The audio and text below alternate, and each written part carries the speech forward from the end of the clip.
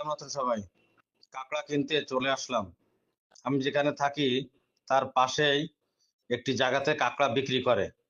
মাঝে মাঝে আমি এই কাঁকড়াগুলো কিনে থাকি। আজকেও কাঁকড়া কিনতে চলে আসলাম।